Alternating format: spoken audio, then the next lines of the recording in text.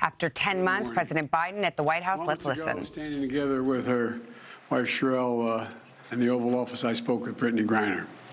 She's safe. She's on a plane. She's on her way home. After months of being unjustly detained in Russia, held under intolerable circumstances, Britney will soon be back in the arms of her loved ones, and she should have been there all along. This is a day we've worked toward for a long time. We never stopped pushing for her release. It took painstaking and intense negotiations, and I want to thank all the hard-working public servants across my administration who worked tirelessly to secure her release. I also want to thank the UAE for helping us facilitate Britney's return, because that's where she landed. These past few months have been hell for Britney and for Charlie and her entire family and all her teammates back home. People all across the country have learned about Britney's story, advocated for her release, stood with her throughout this terrible ordeal. And I know that support meant a lot to her family. I'm glad to be able to say that Britney's in good spirits. She's relieved to finally be heading home. And the fact remains that she's lost months of her life, experienced a needless trauma, and she deserves space, privacy, and time with her loved ones to recover and heal from her time being wrongfully detained. Britney is an incomparable athlete, a two-time Olympic gold medalist for Team USA. She endured mistreatment and a show trial in Russia with characteristic grit and incredible dignity. She represents the best America, best about America. It is across the board, everything about her. She wrote to me back in July. She didn't ask for special treatment, even though we've been working on a release from the day one. She requested a simple quote, "Please don't forget about me and the other American detainees. Please do all you can to bring us home." We never forgot about Britney. We've not forgotten about Paul Whelan, who's been unjustly detained in Russia for years. This was not a choice of which American to bring home. We brought home Trevor Reed when we had a chance early this year. Sadly, for totally illegitimate reasons, Russia is treating Paul's case differently than Britney's.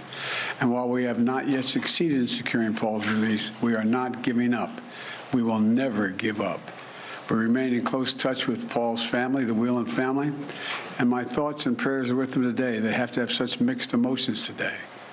And we'll keep negotiating in good faith for Paul's release. I guarantee that. I say that to the family. I guarantee you. And I urge Russia to do the same to ensure that Paul's health and humane treatment are maintained until we are able to bring him home. I don't want any American to sit wrongfully detained and one extra day if we can bring that person home. My administration has now brought home dozens of Americans who were wrongfully detained or held hostage abroad, many of whom had been held since before I took office. And today, we also remember the other Americans that are being held hostage and wrongfully detained in Russia or anywhere else in the world. Reuniting these Americans with their loved ones remains a priority for my administration, every person in my administration involved in this. And we're going to continue to work to bring home every American who continues to endure such an injustice. We also want to prevent any more American families from suffering this pain and separation. And I strongly urge all Americans to take precautions, including reviewing the State Department's travel advisories before they travel overseas, which now includes warnings about the risk of being wrongfully detained by a foreign government. Make no mistake about it, this work is not easy.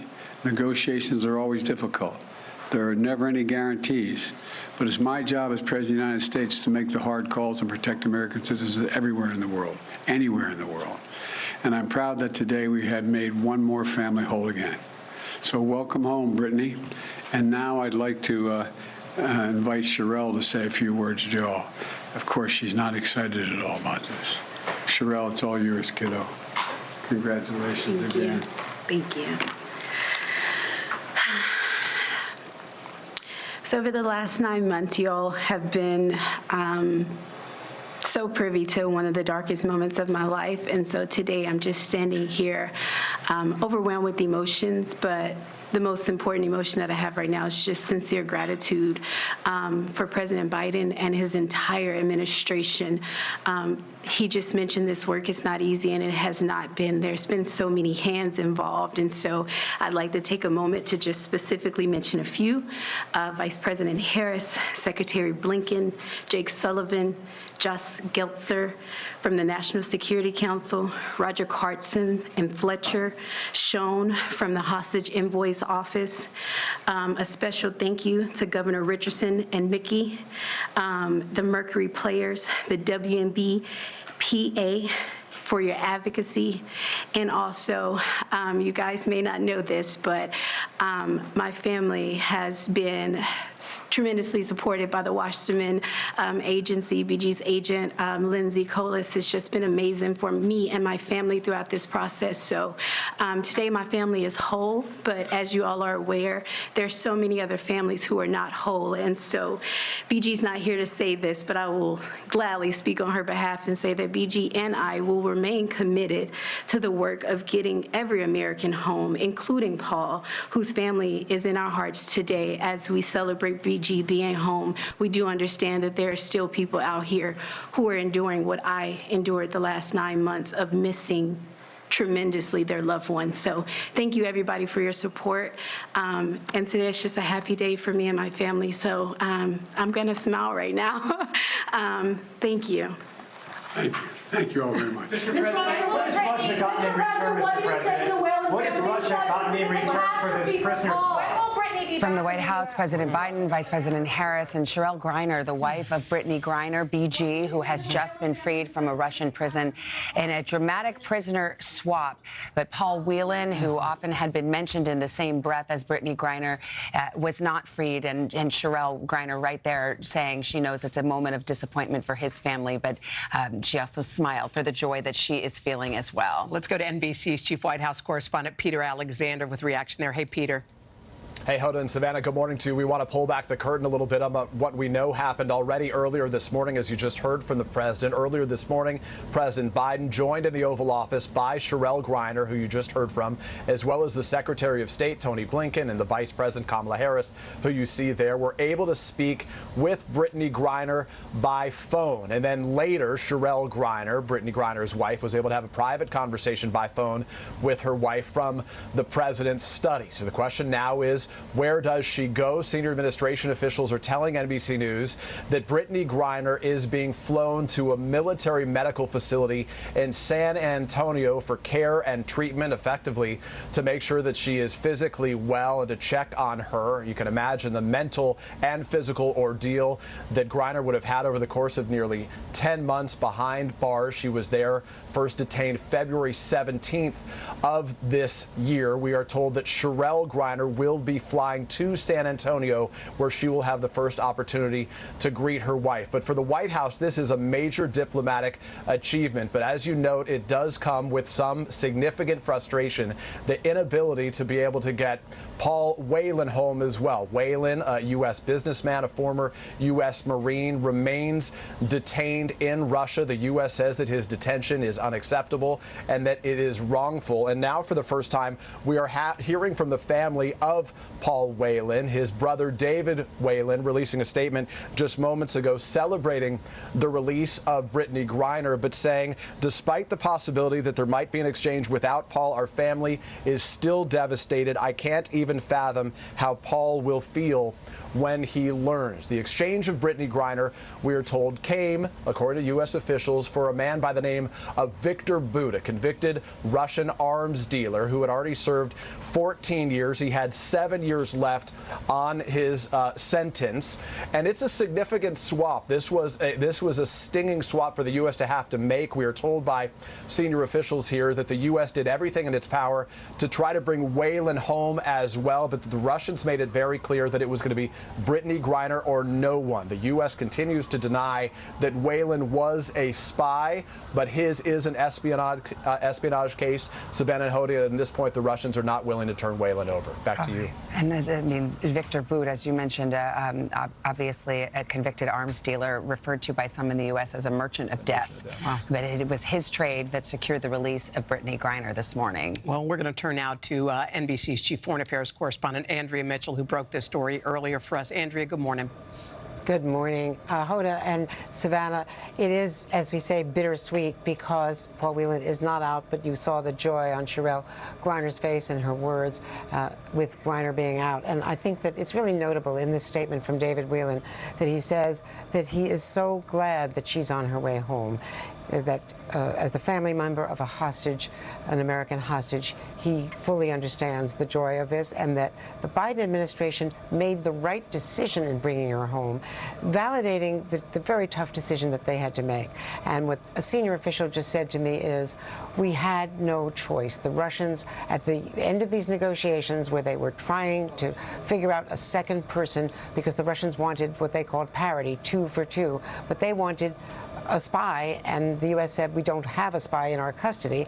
And so what they said was, according to the senior official, the choice was one, meaning Griner, or none. And they were prepared to cancel Griner's release if the U.S. had insisted on trying to get Paul Whelan out. And with the prior notification this time, unlike last spring when there was another false start, with the prior notification to the Whelan family that this was going to happen, and they were again going to be disappointed.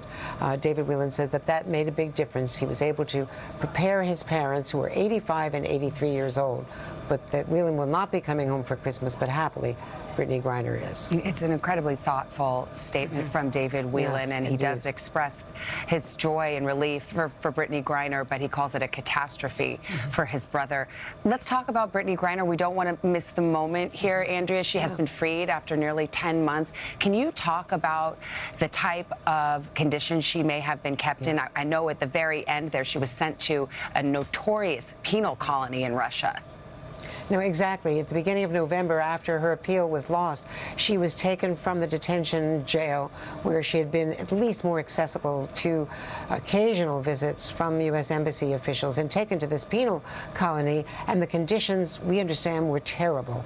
That the gruel that they were fed, not nutritious, no hot water, one bathroom for as many as 80 women prisoners, very little exercise. And this woman is 6'9" had already been kept in a cell that was way too small for her.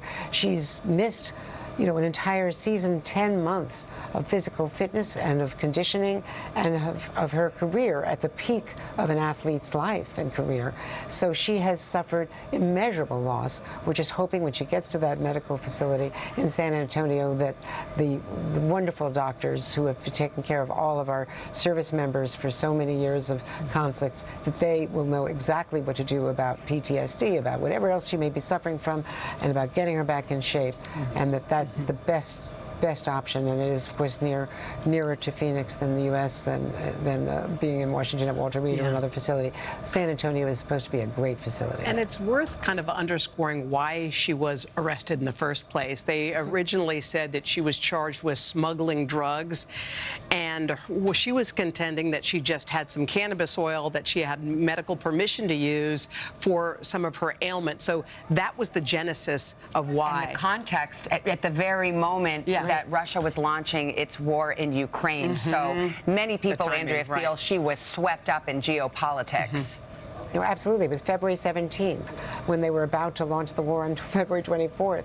And the fact is, it was less than a gram. There was no testimony, and I watched all of the trial. No testimony in any of these events that it was more than, less than a gram of cannabis oil, medically prescribed by the physicians, the sports doctors in Phoenix. So there's no question that she was not doing anything that would warrant this. In any case, even if if she weren't being held hostage geopolitically, there's no excuse at all. And it's also, Andrea, worth noting, this is exactly what she said when she was in trial. I never meant to hurt anybody. I never meant to put in jeopardy the Russian population. This is what she had to say after the conviction. I've never meant to break laws here. I made an honest mistake. I mean, that's what she contended. We have Peter Alexander here. Peter's at the White House, and I want to talk about the Whelan family because this statement, which I said is quite lengthy and again, very nuanced, very generous, of course, to Brittney Griner, but also it's tough on the administration, past and present, saying that the family wishes it had been more assertive to get Paul's release. Does that work continue, or is this just a dead end? Russia saying, we want you to give us a spy, the U.S. saying, we don't have any spies, and that's the end of it? Well, the U.S. work continues, as the president himself indicated in his remarks earlier today. But as you see, they are facing a brick wall in terms of the Russian Federation right now, their unwillingness to turn over Paul Whelan, who you'll remember was picked up back in 2018. He is a U.S. businessman, but notably he is a former U.S. Marine. And it's on that basis that Russia has been making its case. The U.S. says wrongfully that he was there serving as a U.S. spy. The U.S. has repeatedly denied that. We are now hearing from some of the officials here as this news is breaking. They are saying this is a big day. It is a great day, they say, but it would sure be a lot better, in the words of one of these officials, if Paul was coming home as well. So that's what makes this particularly bittersweet right now. And we should note that, I mean, this is the president ultimately who signed off on this. But Victor Bout, he is a significant prisoner that the U.S. had in custody. As we have said, a convicted arms dealer, the merchant of death, Savannah, as you noted earlier. There were conversations in the back and forth that took place over the course of the last several months where the Russians appear to have expressed interest into one of their citizens who was an assassin who was being held in Germany by the German government. But that was a non-starter in the course of the back and forth. But as Andrea indicated, at the end of the day, when the Russians said they would give up Brittney Griner and Brittney Griner, the President of the United States made the decision to go with it. All right. Peter, thank you very much.